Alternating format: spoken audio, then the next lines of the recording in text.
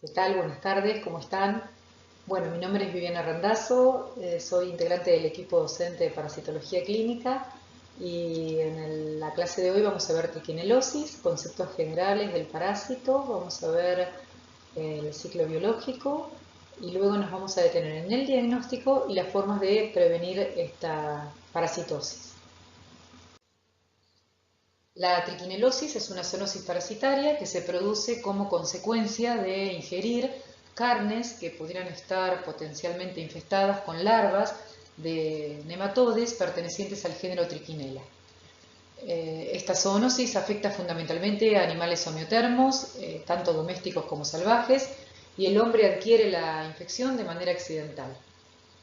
Es cosmopolita, tiene una alta prevalencia mundial, está distribuida en todos los continentes. En la República Argentina es una zoonosis endémica y hasta el momento no hay un tratamiento totalmente efectivo, por lo que es muy importante conocer el ciclo biológico del parásito para poder entender también las formas de prevenir la infección.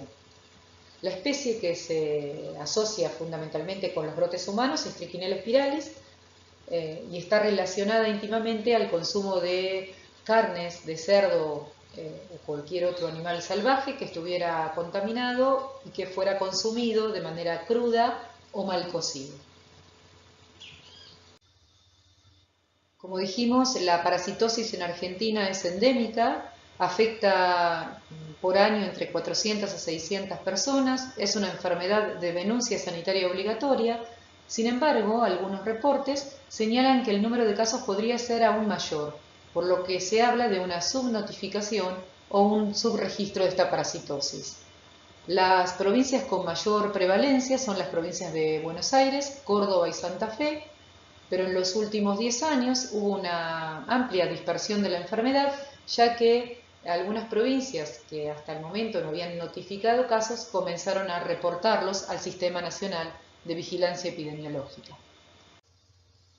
El género Trichinella presenta una baja especificidad de hospedador y por eso lo vamos a poder encontrar en numerosos mamíferos carnívoros y omnívoros, tanto de la fauna doméstica como la silvestre. Si hablamos de la fauna doméstica, se puede encontrar cerdo, perros, gatos, ratas. Y si hablamos de la fauna silvestre, podemos encontrarlo en armadillo, en leopardos, zorros, chacales, morsas. Se puede encontrar en la liebre, en el caballo. Por supuesto que va a depender también de la región geográfica en donde se encuentre este parásito, y entonces en las regiones árticas lo podemos encontrar en osos polares, en focas, en morsas. En África podemos encontrar en hienas, leopardos, leones, y en nuestro país particularmente se puede hallar en zorros, armadillos, roedores silvestres parasitados, así como también perros, gatos, jabalíes y, como dijimos, el zorro gris.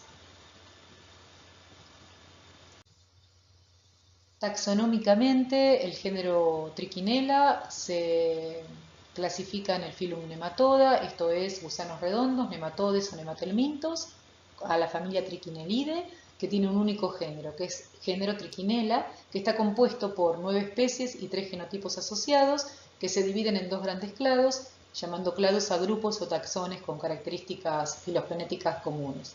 El clado de las especies encapsuladas, esto es, que tienen la capacidad de formar una cápsula de colágeno en la musculatura del hospedador, y dentro de estas cepas encapsuladas se ubican fundamentalmente las que vemos a la izquierda de la pantalla: Trichinella spiralis, nativa, britovi, murelli, nelsoni y patagoniensis, y 3 genotipos, el T6, T8 y T9.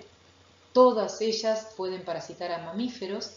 Y por otro lado, a la derecha vemos el clado de las especies no encapsuladas, que son aquellas que no forman cápsulas de colágeno en la musculatura del hospedador. En ellas se encuentran 3 especies bien definidas: Trichinella pseudospiralis, Trichinella papuae y Trichinella zimbabuensis. Trichinella pseudospiralis tiene la capacidad de no solo infectar a mamíferos, sino también a aves, y Trichinella papuae y zimbabuensis no solo afectan a mamíferos, sino también pueden infectar a reptiles. En el caso de Trichinella spiralis, Britovi, Patagoniensis y Pseudospiralis, todas ellas han sido aisladas y notificadas en nuestro país en la actualidad. Ahora bien, excepto por la presencia o ausencia de la cápsula de colágeno, todas las especies y genotipos de Trichinella son morfológicamente indistinguibles en todas las etapas de desarrollo, por lo que entonces, para poder determinar frente a qué especie estamos, debemos emplear criterios moleculares y bioquímicos. Entre esos criterios moleculares y bioquímicos se encuentran la determinación de patogenicidad y virulencia de la cepa aislada, criterios genéticos, por otro lado, inmunogenicidad diferencial, ¿sí?, entre las cepas aisladas, la longevidad de larvas y adultos, el potencial reproductivo, esto es la dosis infestante, la sensibilidad a ciertas drogas utilizadas como terapéutica, y por otro lado, y muy importante al momento de definir especie, la capacidad para poder resistir altas o bajas temperaturas de conservación.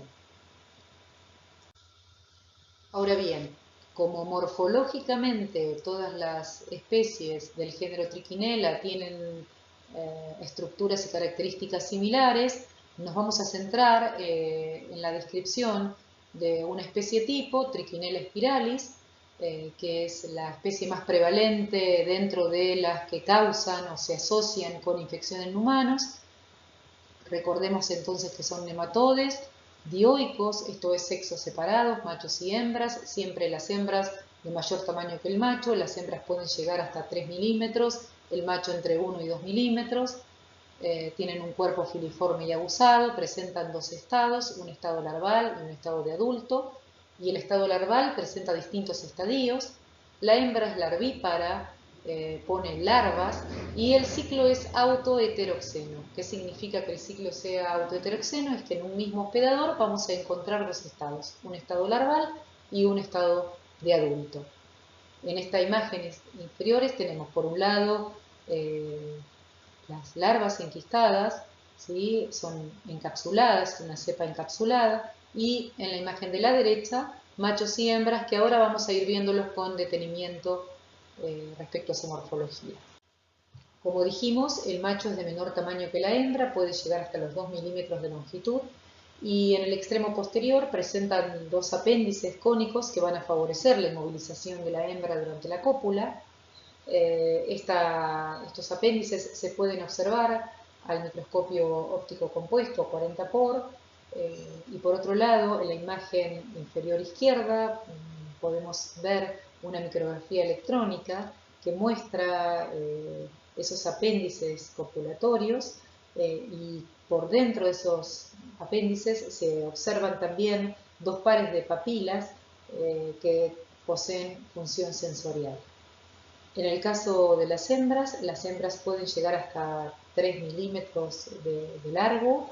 Es importante destacar que tienen un aparato reproductor reducido a una pieza por cada órgano, y que las hembras son vivíparas, es decir, que emiten el estado larvario como larva recién nacida de Trichinella. Durante todo el transcurso de la zona germinal de la pared del ovario, se forman los huevos que a medida que van a madurar van adquiriendo una forma cuboidal, exhiben un núcleo claro y se va formando dentro del aparato reproductor de la hembra el embrión, que crece y se va elongando y se va a ir desplazando a través del útero, y cuando llegan esos embriones en etapas de desarrollo temprano van a poder luego emerger como larvas recién nacidas.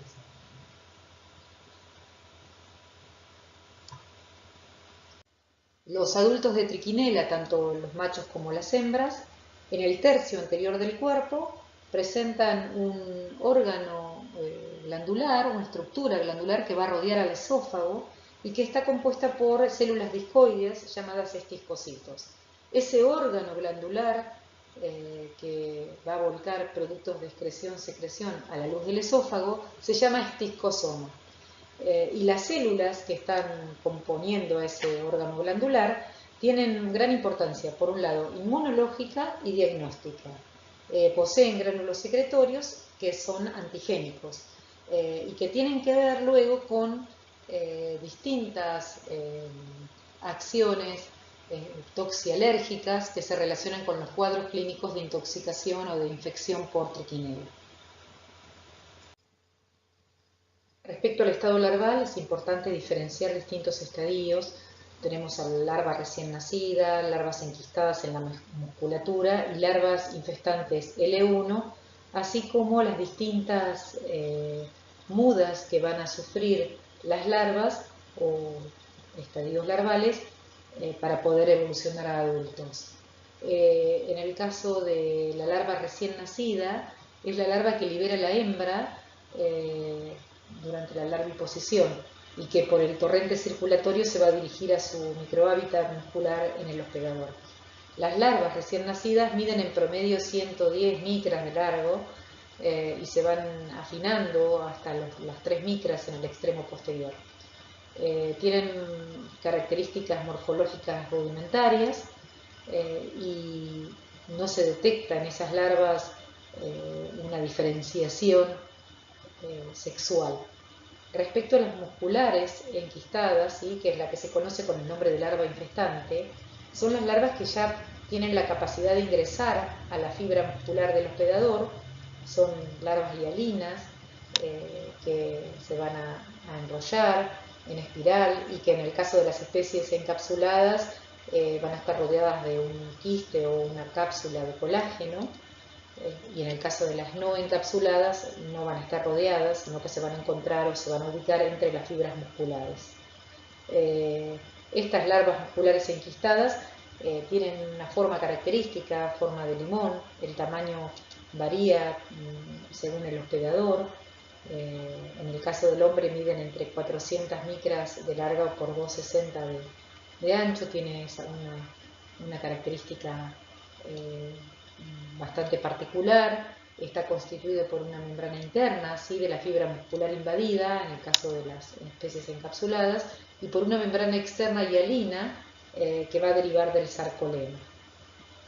Respecto a las larvas de primer estadio, son las larvas que son liberadas del quiste muscular por el proceso de digestión, luego que son ingeridas por un hospedador definitivo.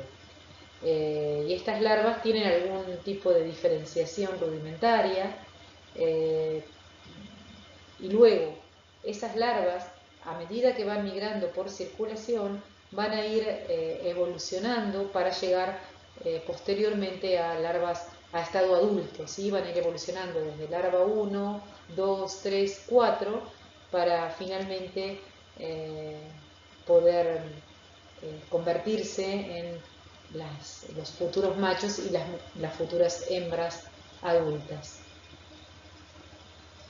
Muy bien, nos vamos a abocar ahora al ciclo biológico de esta parasitosis y para poder describir el ciclo epidemiológico de la infestación por triquinela en la naturaleza y la participación del hombre dentro de ese ciclo, podemos diferenciar 3 ciclos biológicos que tienen cada uno características especiales. Un ciclo doméstico, un ciclo sinantrópico, ¿sí?, que sirve de nexo, y un ciclo silvestre, íntimamente cada uno de ellos relacionado entre sí. Respecto al ciclo doméstico, es en el que participan animales omnívoros que se crían como fuentes de alimento para el hombre, fundamentalmente el cerdo doméstico. En este ciclo, la infestación de estos hospedadores se va a producir por el consumo de carroña, por la alimentación con residuos crudos de faena y por el canibalismo.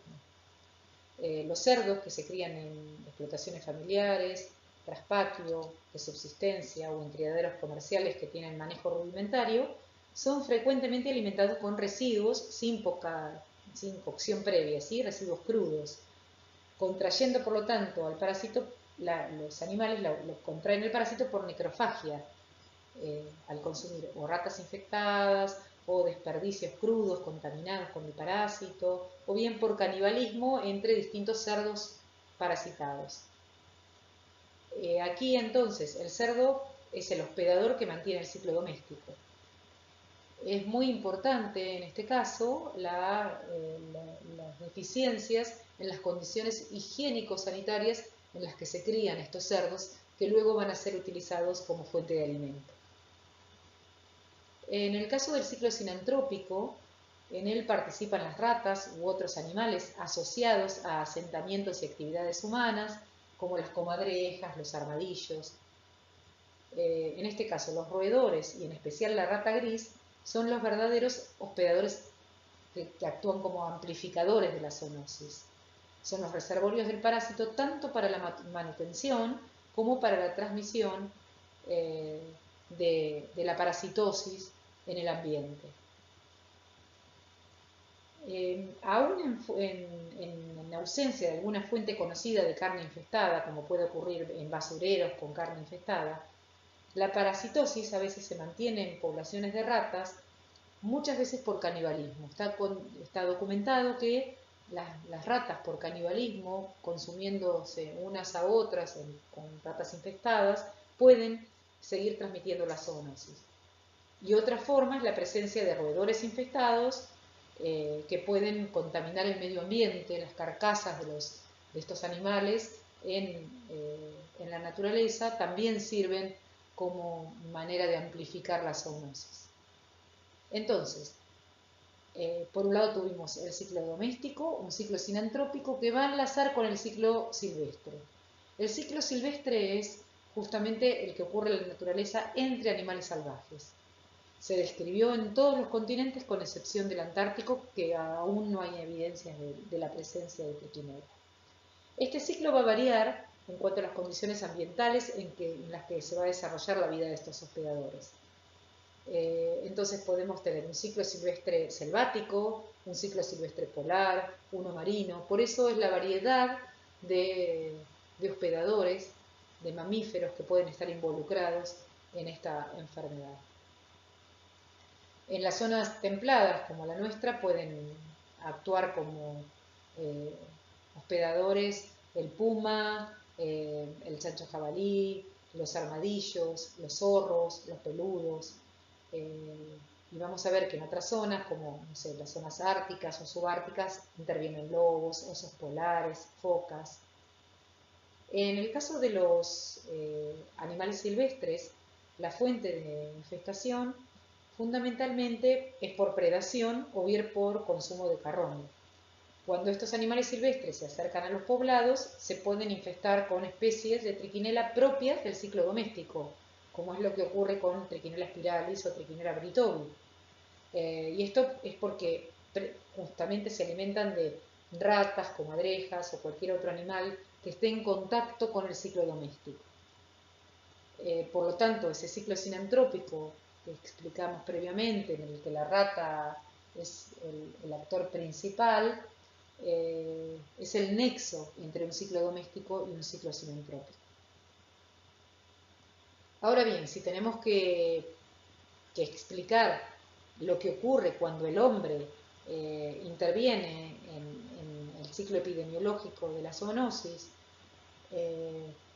vemos que su intervención es accidental por el consumo de algún alimento que estuviera infestado con larvas viables del parásito, ya sea animales que provengan del ciclo doméstico, animales sinantrópicos o animales fundamentalmente del ciclo silvestre.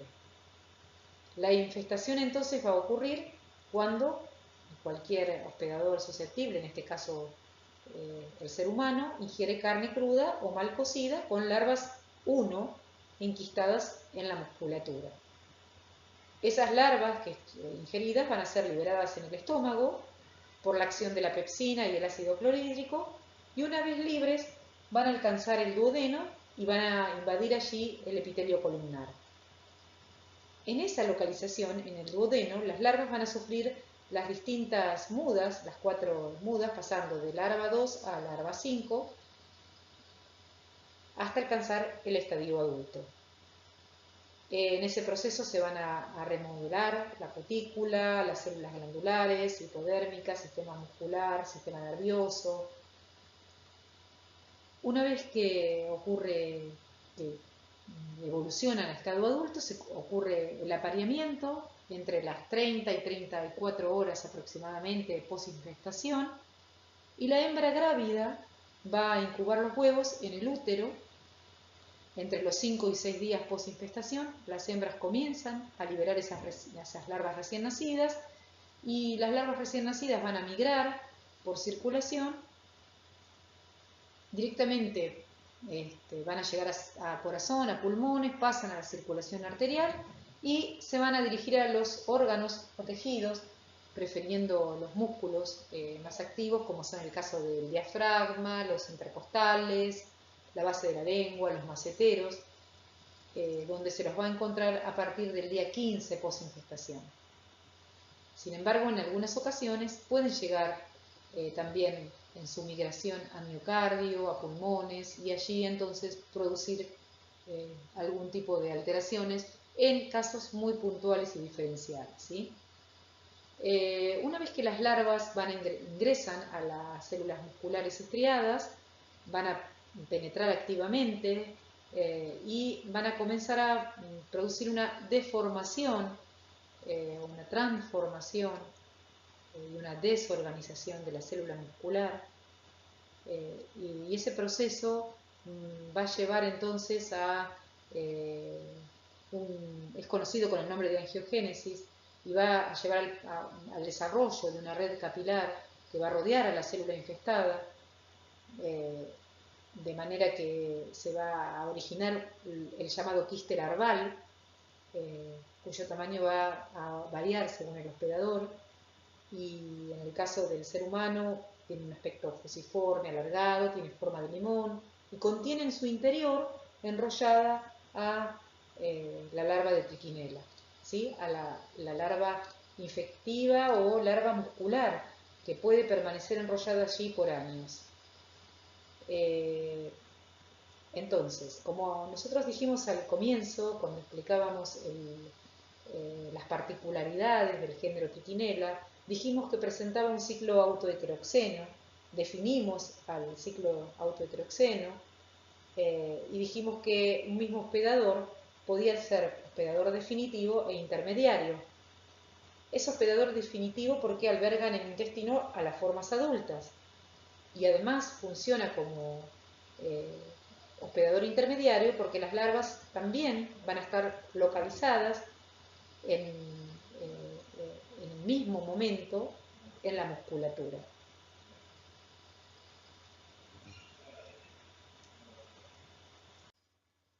Bueno, y en esta imagen tenemos detallado el proceso de angiogénesis, que es el proceso por el cual la larva recién nacida migra por circulación, ingresa a la célula muscular y la convierte en una célula nodriza, cual placenta.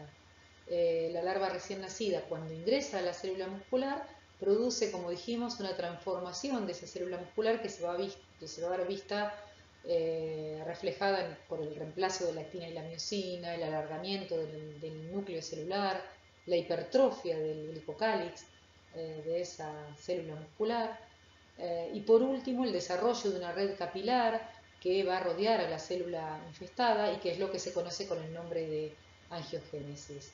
Esa red capilar va a permitir la llegada del alimento para la larva y la respiración de la misma, y por otro lado la eliminación de los desechos.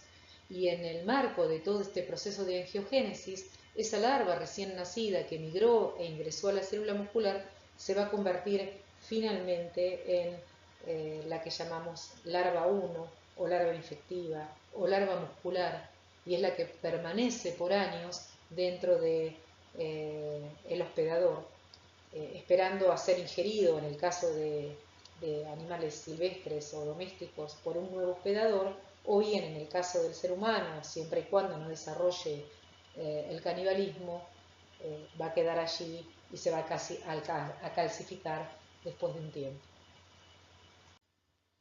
Por lo tanto, y comprendiendo cuáles son las fases que cumple Trichinella cuando ingresa produciendo la enfermedad, podemos decir que la triquinelosis es una enfermedad sistémica que va a evolucionar en 3 compartimientos orgánicos del mismo hospedador. Va a evolucionar por un lado en el aparato digestivo, cuando se produce la ingesta del alimento contaminado. Luego el aparato circulatorio, cuando la larva migra por circulación en búsqueda de su residencia final. Y por último el sistema muscular, una vez que la larva ingresa dentro de la célula muscular.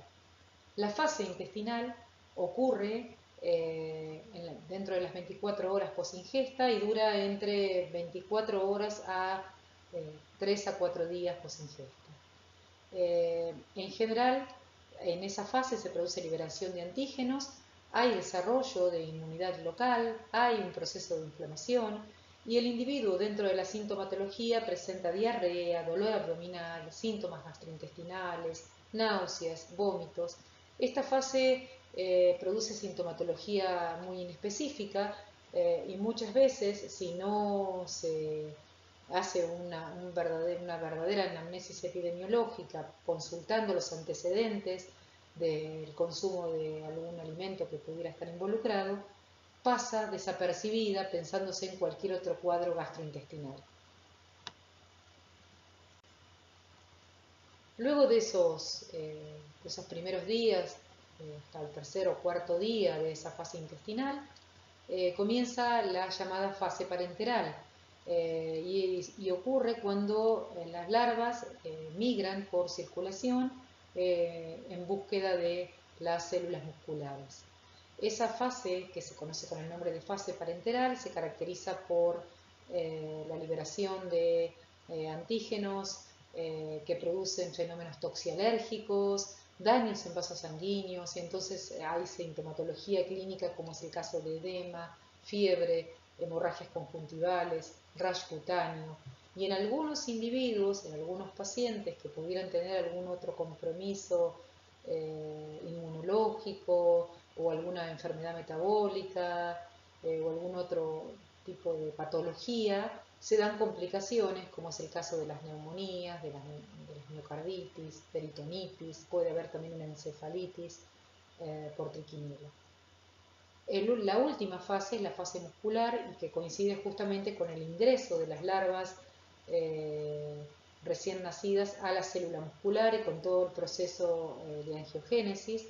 Se produce entonces esa invasión muscular, la alteración de la composición del músculo, y la sintomatología tiene que ver justamente con ese proceso. Miositis, dolores reumáticos, dificultad para respirar, debilidad general. En algunos casos, cuando la invasión se produce en músculo cardíaco, puede ocurrir una miocarditis. La convalescencia, en los casos de la triquinelosis, son periodos largos, pueden cursar entre 6 meses y un año, y hay algunas excepciones en donde se prolonga el estado de convalescencia por más de 12 meses.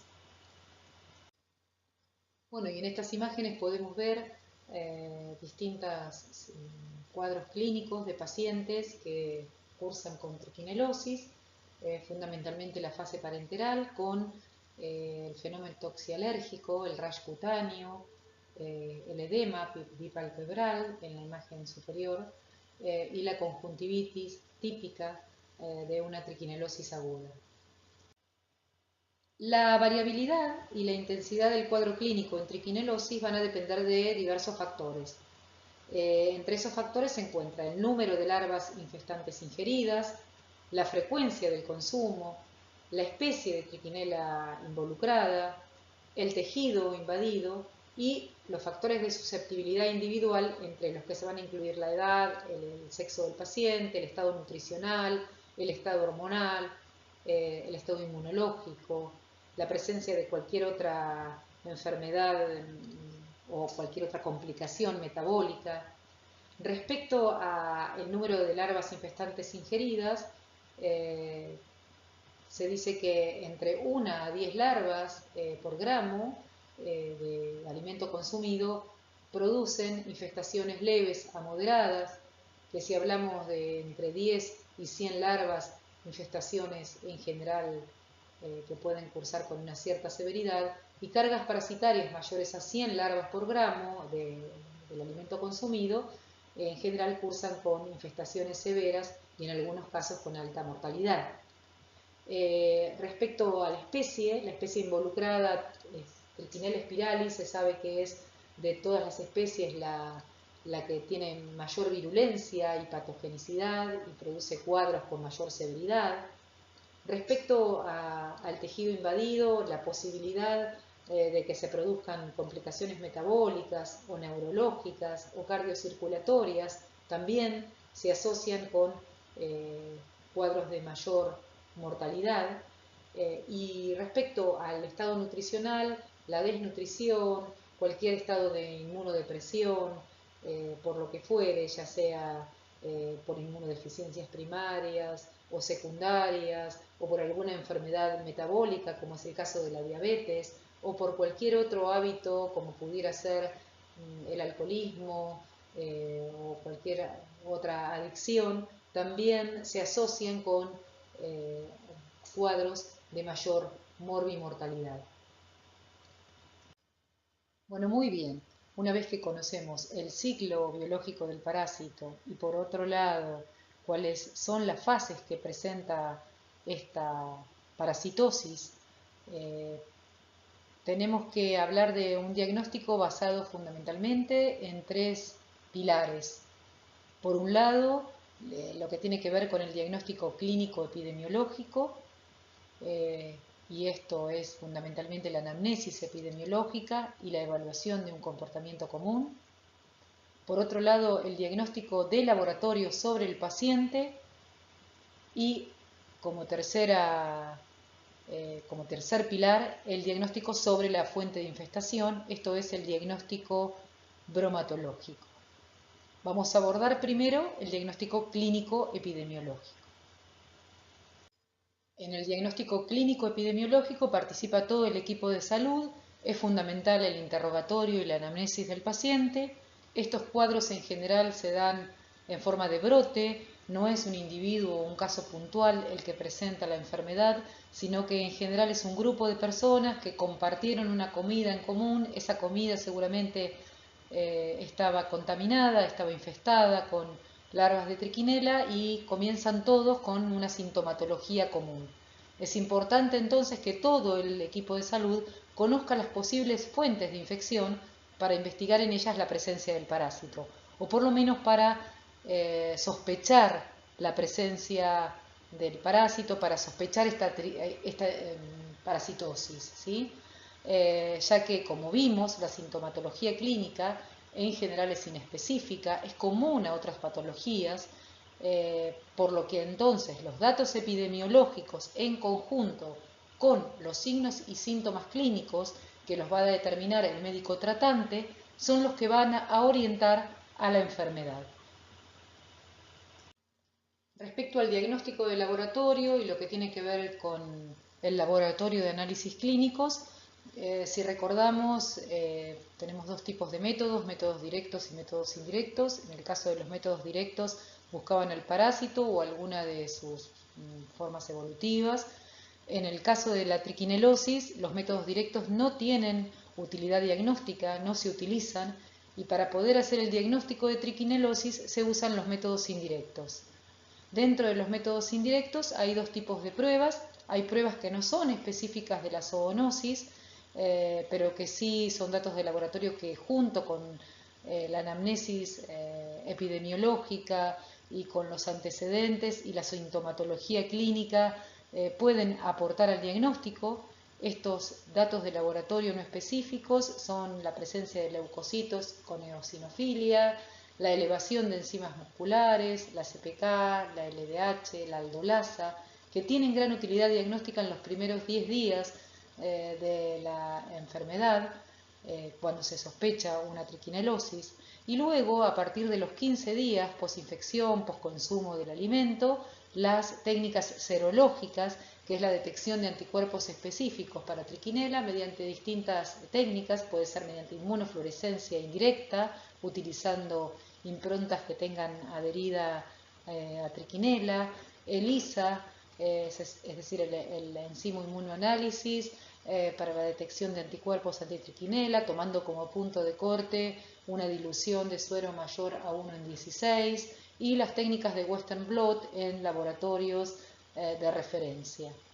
En el caso de la coexistencia de datos epidemiológicos y clínicos dentro de la primera semana, hasta los 10 días, se recomienda la realización del hemograma con eosinofilia, aldolasa y CPK, y las pruebas inmunoserológicas para poder confirmar la sospecha diagnóstica son útiles luego de los 15 a 30 días de la infección.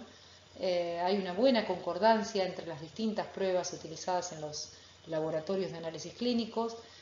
Tanto el ELISA como el Western Blot como la inmunofluorescencia indirecta tienen una muy buena concordancia con la prueba de referencia para triquinelosis humana, que es el Western Blot.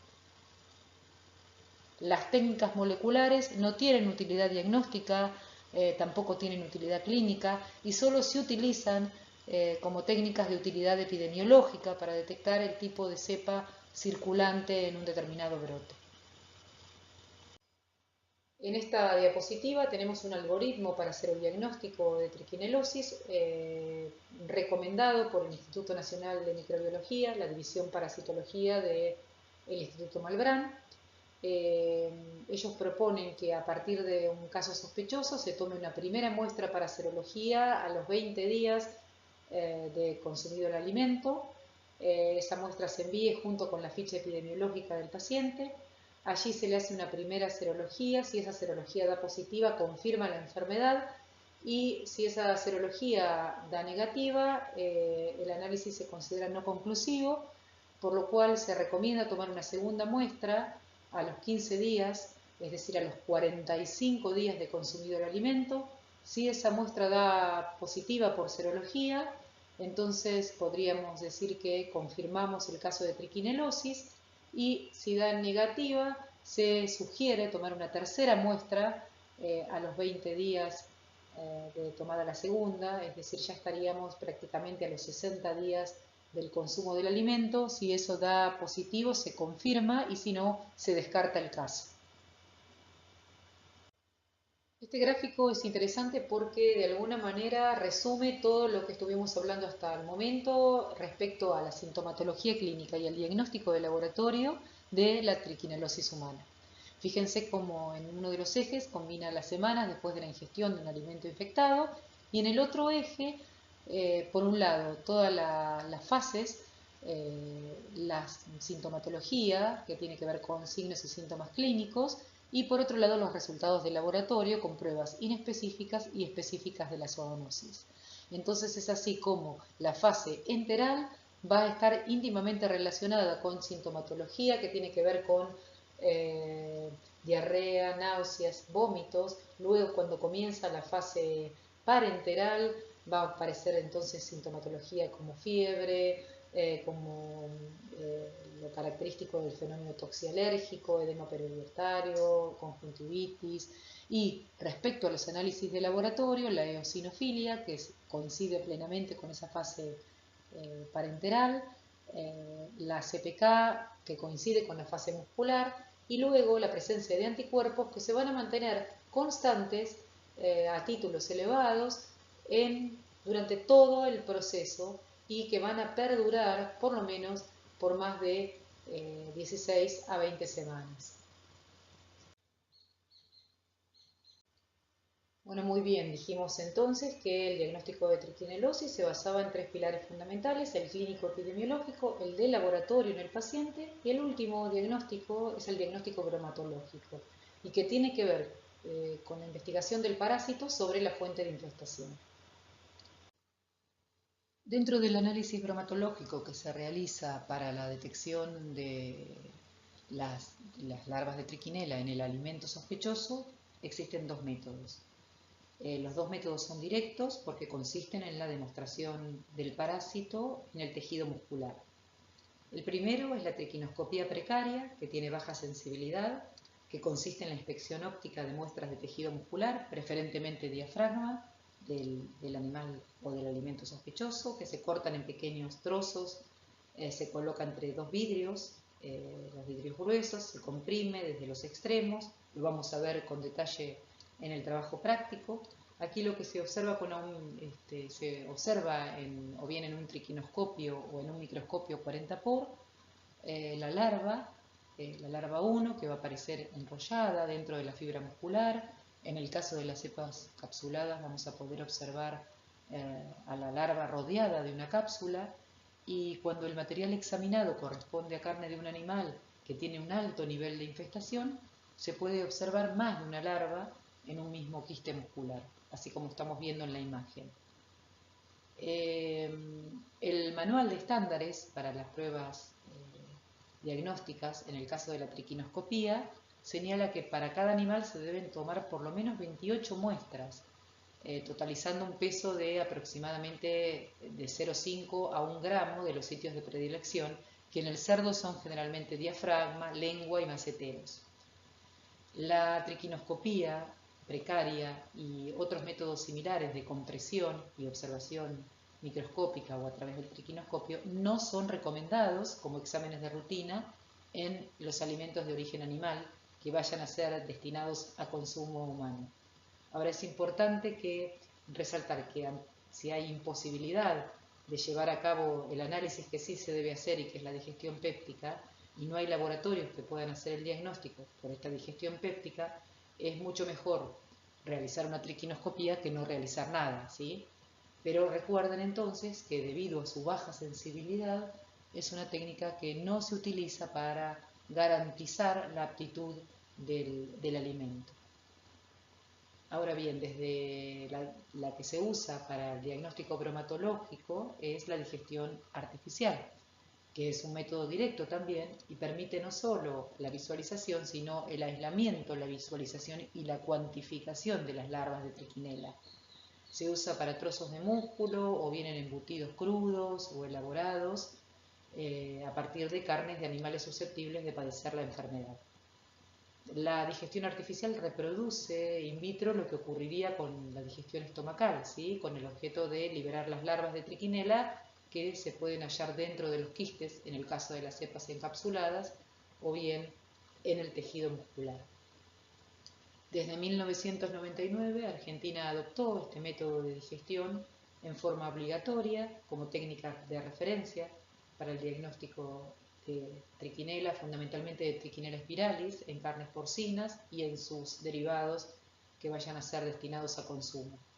Es la técnica que exige además la Comunidad Económica Europea para el comercio de porcinos y también para los subproductos, tanto entre la Comunidad Económica Europea y los países de tercer mundo.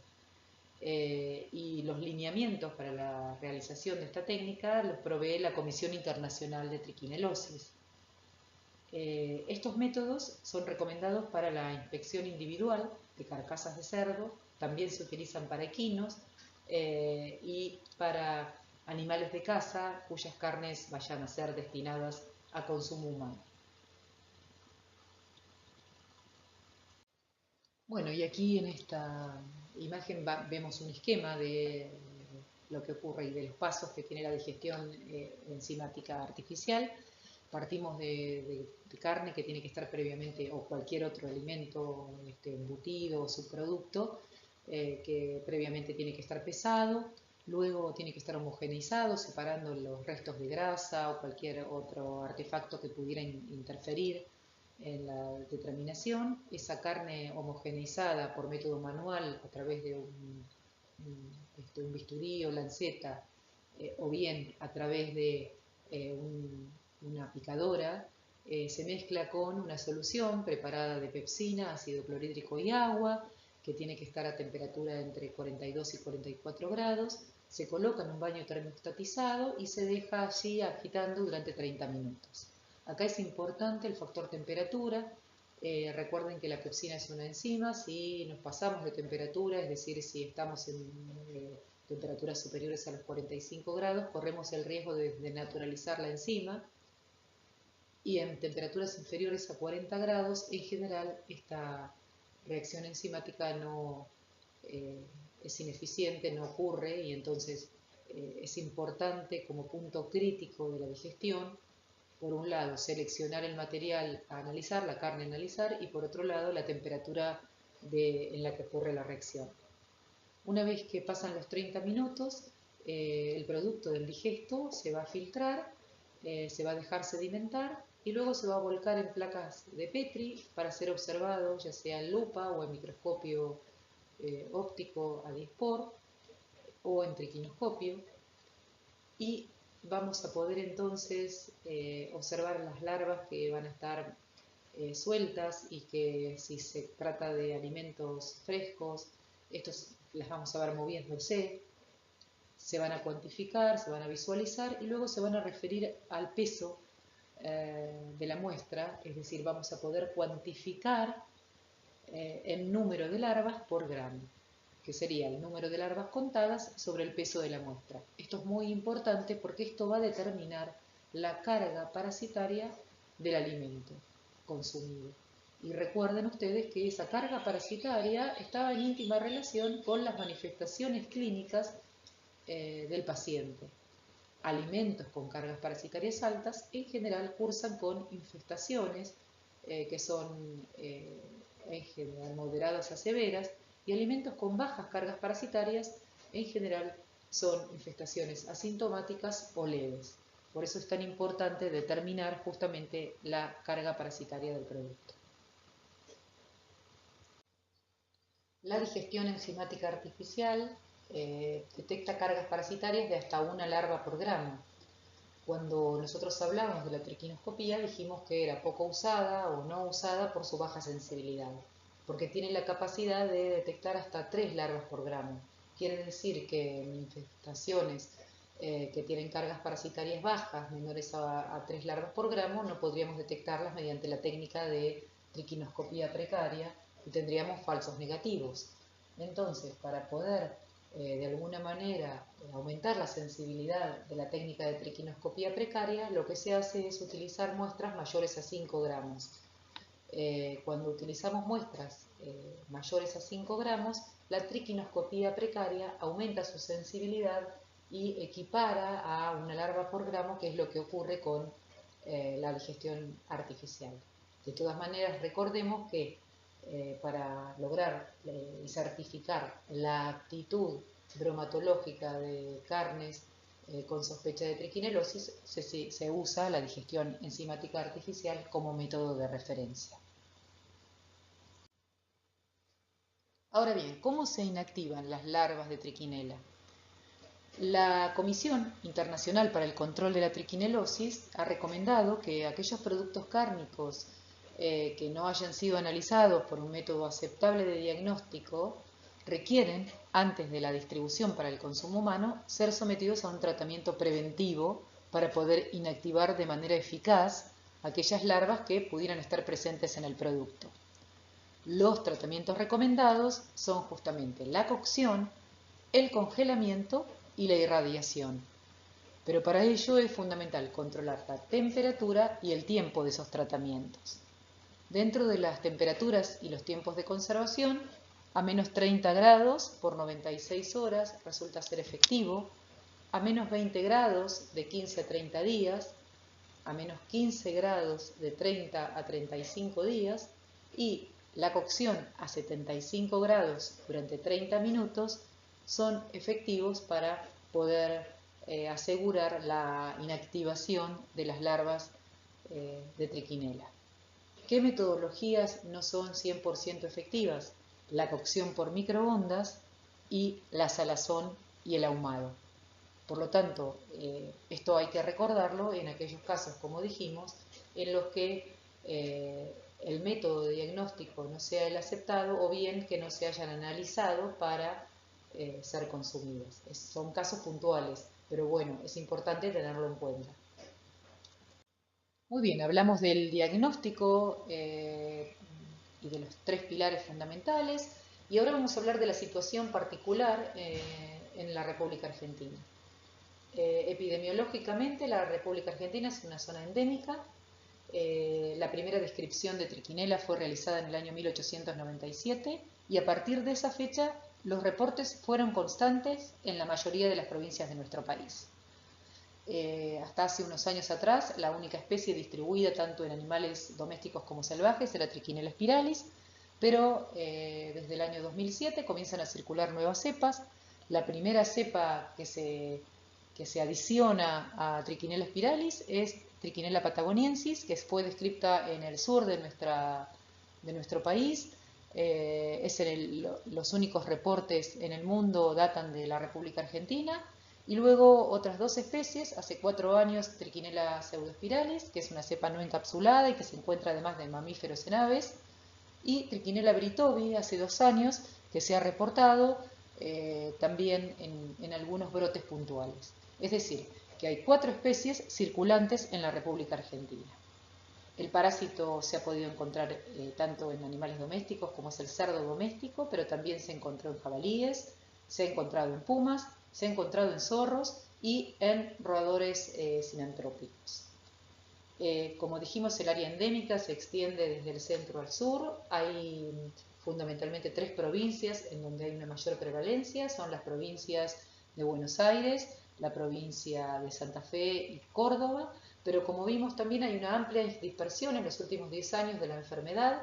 Hay una endemicidad prácticamente en todo el país, que se debe fundamentalmente a pautas culturales que tienen que ver con el consumo de alimentos que contienen carne cruda o semicruda de cerdos o de algún otro animal que fuera faenado, procesado en el ámbito familiar, que no tenga inspección veterinaria, que no tenga un diagnóstico adecuado para la detección de larvas y que en general se consumen en forma de embutidos y chacinados. En esta imagen además tenemos una planilla sacada del Sistema Nacional de Vigilancia Epidemiológica de la República Argentina. Tenemos por un lado todo lo que se refiere al año 2018 y hasta la semana 32 del año 2019. Si nos fijamos en el total país, en el año 2018 ocurrieron 816 casos, de los cuales hubo confirmados 583. Y hasta la semana 32 del año 2019 hubo 384 casos, de los cuales confirmados 47. Bueno, muy bien. Entonces, vamos a definir caso sospechoso. Y decimos que caso sospechoso es cualquier paciente, cualquier persona con antecedentes de haber ingerido carne de cerdo o de cualquier animal silvestre que pudiera estar infestado, es decir, pacientes con antecedente epidemiológico que además presenten sintomatología, o fiebre, edema facial, mialgias, conjuntivitis, algún síndrome o síntoma gastrointestinal, como puede ser diarrea o vómitos, mientras que el caso probable es el paciente sospechoso, es decir, aquel que tenga el nexo epidemiológico y que presente sintomatología, pero que además posea algunos parámetros de laboratorio que se encuentren alterados, como es el caso de la eosinofilia o la elevación de enzimas musculares, fundamentalmente CPK o LDH. En los casos notificados se van a incluir los casos sospechosos probables que luego sean confirmados por inmunoserología. Y, por otro lado, en los casos notificados también se van a incluir los casos sospechosos que luego son descartados por inmunoserología. Es decir, que la confirmación diagnóstica se realiza por la inmunoserología. Ahora bien, ¿cómo proceder frente a los casos sospechosos? Es decir, a casos con nexo epidemiológico y que tuvieran alguna sintomatología clínica. En los casos sospechosos, el primer paso es notificar al Sistema Nacional de Vigilancia de la Salud en las instituciones públicas y en algunos centros privados asociados al Sistema Nacional de Vigilancia. Como esta es una enfermedad de notificación obligatoria, hay planillas que permiten el ingreso de los datos epidemiológicos y a los datos personales de estos pacientes. Por lo tanto, hay que notificar completando esa ficha epidemiológica específica. A partir de allí, en general, interviene todo el equipo de salud ante la notificación. Entonces, el médico, en general es el de control de infecciones, va a solicitar los análisis de laboratorio correspondientes. En este caso, si se trata de los primeros días, vamos a repetir eosinofilia, es decir, un hemograma con y se va a detectar la eosinofilia y las enzimas musculares, por otro lado, y luego, a partir de los días que, de acuerdo al protocolo provisto por el Instituto Malbrán, la inmunoserología. Y se va a proporcionar un tratamiento alternativo, como es en el caso del albendazol o el mebendazol. Luego se va a hacer un control con el equipo de epidemiología, un control de expuestos al riesgo, y se va a identificar la fuente probable de infección.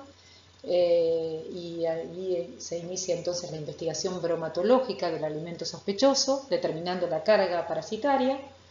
Y por supuesto, las medidas de educación sanitaria que tienen que ver con la prevención de la propagación de la zoonosis en la comunidad.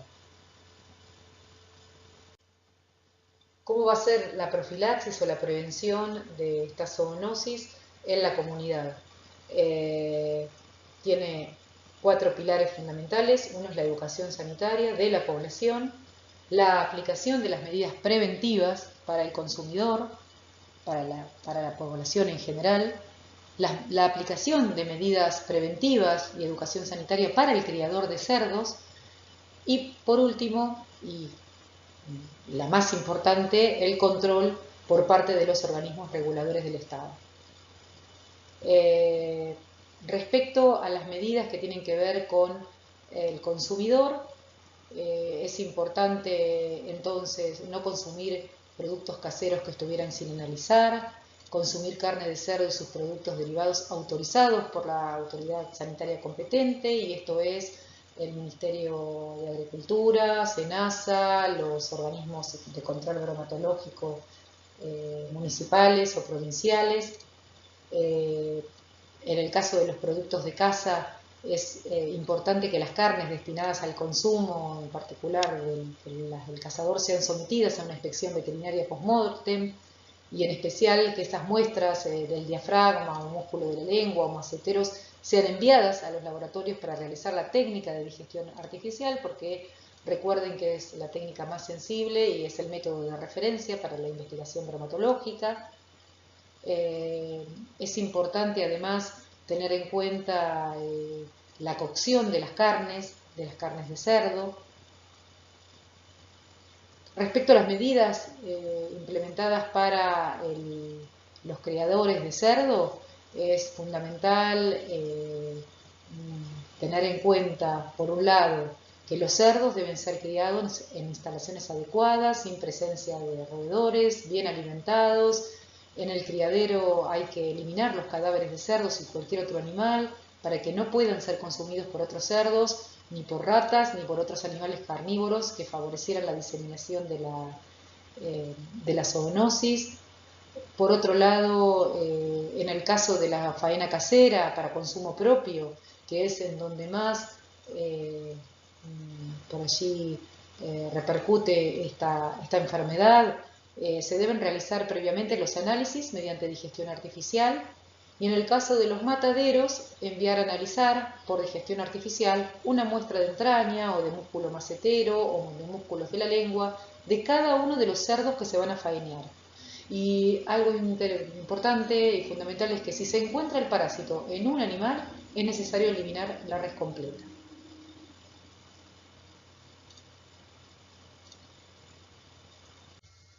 Bueno, y aquí van a tener documentadas las distintas recomendaciones que se deben hacer al consumidor